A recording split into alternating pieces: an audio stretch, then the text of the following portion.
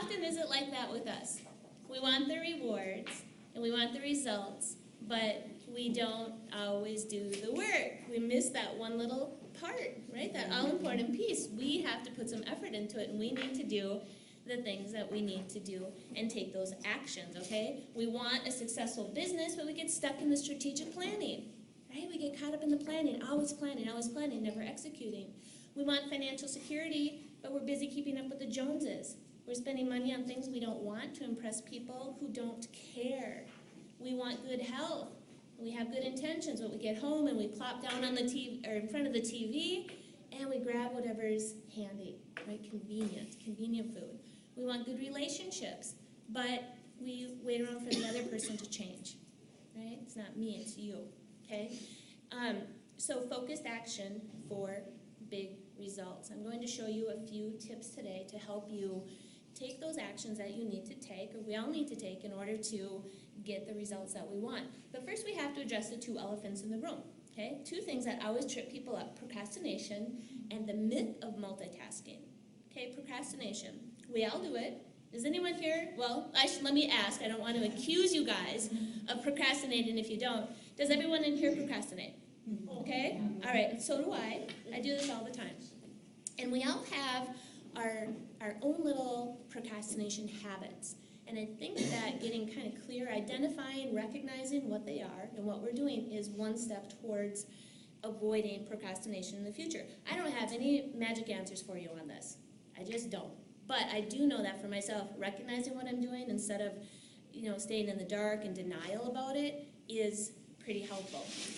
I procrastinate in a couple of different ways. One is that I have a half-dead plant in my office at all times, because the only time I bother to water it is when I'm procrastinating on something.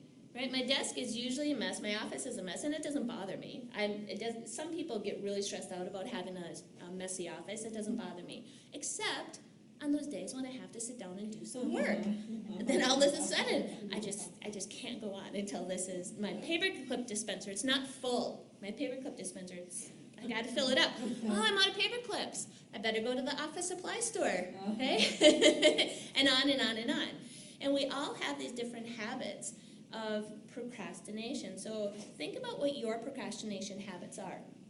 Because once you recognize them, at least you have a chance.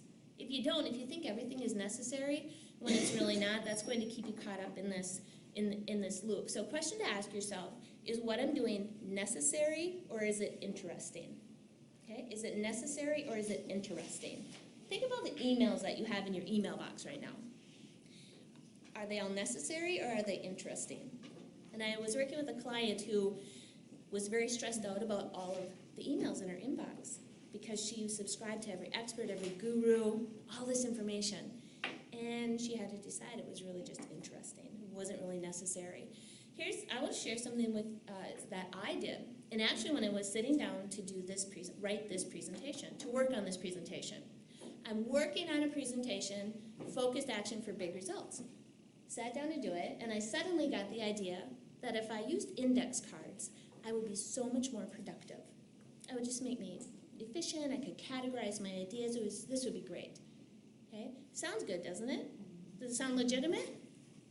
Total rationalization. To procrastinate. Total rationalization. And that's where we have to pay attention, because it can be really tricky. We tell ourselves these things, and they sound legitimate. Could I have worked on this presentation without index cards? Yes, I could have, and it would have. it would have been a lot better, because I thought, oh, where do I have index cards? And I thought, oh, I think Jessica, my 19-year-old, I think she had a stack of index cards in her junk drawer. So, that should be, I'll go find those index cards. Well, looked in Jessica's drawer, there weren't any. Well, maybe they're in Chelsea, my 23-year-old. Maybe they're in her junk drawer. I looked in there, no, they're not. Now, here's what you need to know, a little backstory on the junk drawers at our house. Jessica's 19, Chelsea's 23. They both moved out when they were 18. They still have fully functioning junk drawers. I thought about these junk drawers often, especially with Chelsea's. Hers is the biggest one. I don't know how that happened. I thought about these junk drawers often over the years. I thought I should really clean these junk drawers out. I never was motivated enough to do it until I sat down to work on this presentation and look for the index cards. Suddenly, I had to do it. Now, my junk drawers there was an hour that I missed on working on the thing I needed to work on. But identify it, recognize it, know what you're doing. I want to talk about the other elephant in the room when it comes to not being focused. That's multitasking, the myth of multitasking. There are certain things that we can do. We can do at the same time. We can walk and talk, right? Pretty easy to do. No danger in that. We can sing in the shower. That's okay. We can handle that. How about texting and driving? Is that a good idea? No. You cannot physically be in two places at one time, and that goes for our eyes as well. You cannot physically, it's impossible to have your eyes on the road and on your device at the same time. Can't do it. How about the multitasking that we do in our day-to-day, on the job? On a conference call and checking and responding to emails, right? How many of you have been called out on that? You're on a conference call. Donna, did you? Oh, sorry, I had a bad connection. What was that, right? And then we have to play it off, and everybody knows. So then you get a bad reputation. So we don't want to do that.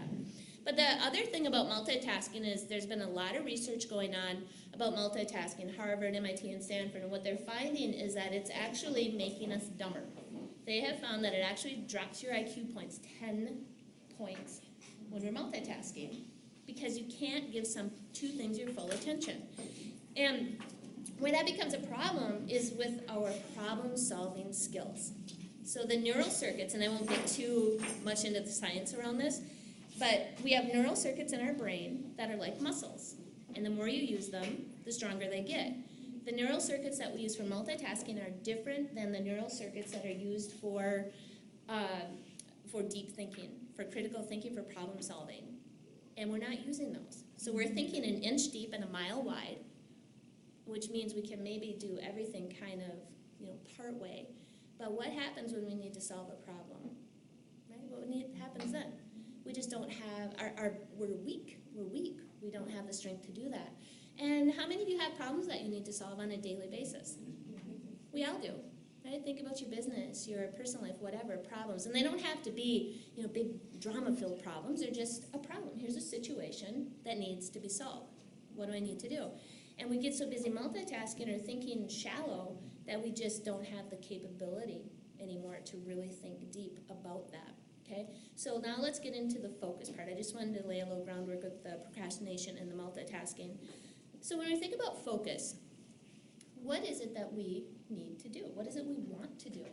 Right? We have to start with some idea of what we're trying to achieve. So we set goals, okay? I'm a big fan of goal setting. We need to set some goals. And when we set our goals, maybe it's a 1-year goal or a 5-year goal, we say, I want this dream house. I want to make millions of dollars. I want to, have the body of, my dreams, or my husband's dreams, or the Jones's dreams, who knows? But we want all these things, and those are the results. Who has ever written a goal, a 1-year goal, that says, at the end of the year, I want to have made 1,000 sales calls? Nobody ever says that. Who says that? At the end of the year, I want to have taken 10,000 steps 3 times a week. Nobody ever says that, but that's the work. Okay, that's the work. Those are the things we need to do to get the results that we want. Okay, and this is and I'm a big fan of goal setting and having those ideas out there, but we have to take it a step further. Otherwise, we're like the guy praying for the miracle. This is what I want, just give it to me. And that's not how life works.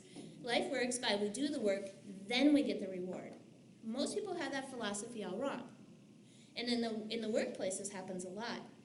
Give me the raise, give me the bonus, give me the promotion, then I'll do the work. That is not how it works at all.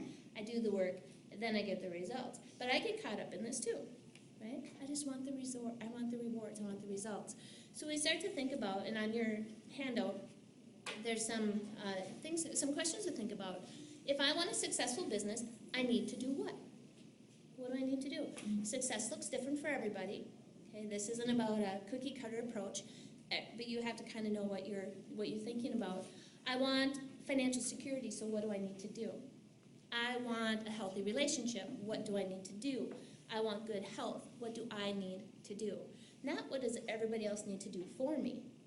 Okay? That doesn't work either, that philosophy. If you just do what you're supposed to do, then I'll be happy. That does not work, okay? So I want a successful business. What do I, stuff, because when Louise Griffiths